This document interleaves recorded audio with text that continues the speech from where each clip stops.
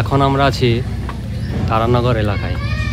এই যে দেখুন এত সুন্দর একটি বাড়ি যেটা পদ্মার নদীতে চলে যাবে, সেই জন্য দেখুন ভাঙতে শুরু করেছে।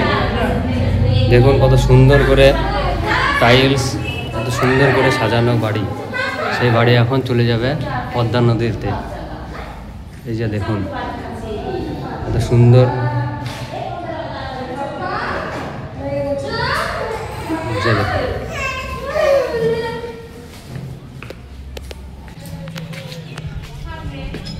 যে দেখুন এত সুন্দর সিঁড়ি, একদম মার্বেল দিয়ে করা সিঁড়ি। কয়েক লক্ষ টাকা খরচ করে বাড়ি নির্মাণ করলেও বাড়ির লোক জানান যে প্রায় 4 বছর আগে এই বাড়ি নির্মাণ করা হয়েছিল। বাইরে কাজ করে, পরিযায়ী শ্রমিকের কাজ করে এই বাড়ি নির্মাণ করেছিল। কিন্তু এই যে দেখুন গঙ্গার ভাঙন এত দূরে চলে এসছে। এই যে আঙুল দিয়ে দেখাচ্ছি, দেখুন এই জায়গাটায় এখন বাড়ির লোক আতঙ্কিত, কখন এই বাড়ি ভেঙে চলে যাবে। এই যে দেখুন এগুলো, এই যে আর একটা বাড়ি, নতুন বাড়ি, এই যে দেখুন ভাঙতে শুরু করেছে।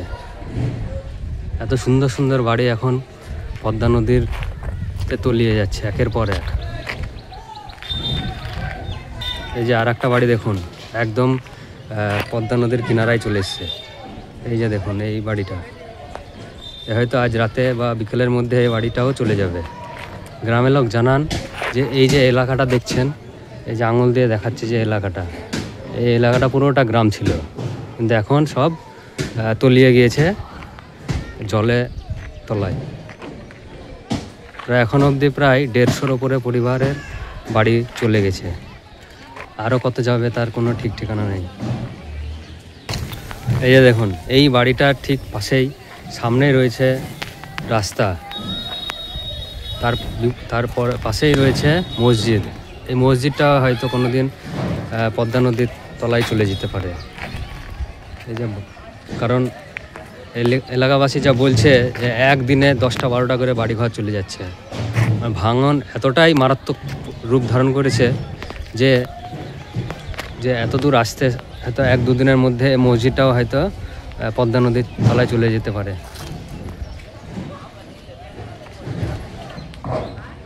এই যে সব দেখতে পাচ্ছেন পুরো এলাকার লোক এখন বাড়িঘর ভাঙতে শুরু করেছে। এই যে দেখুন ট্র্যাক্টরে করে ইট বইয়ে নিয়ে যাচ্ছে যতটুকু পাওয়া যায়।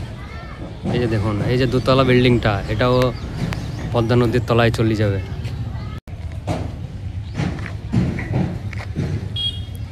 এই যে দেখুন কয়েক লক্ষ টাকা খরচ করে এই যে বাড়ি নির্মাণ করলো, সে বাড়িতে হয়তো 2 বছর বা 3 বছরের বেশি বাস করতে পারল না।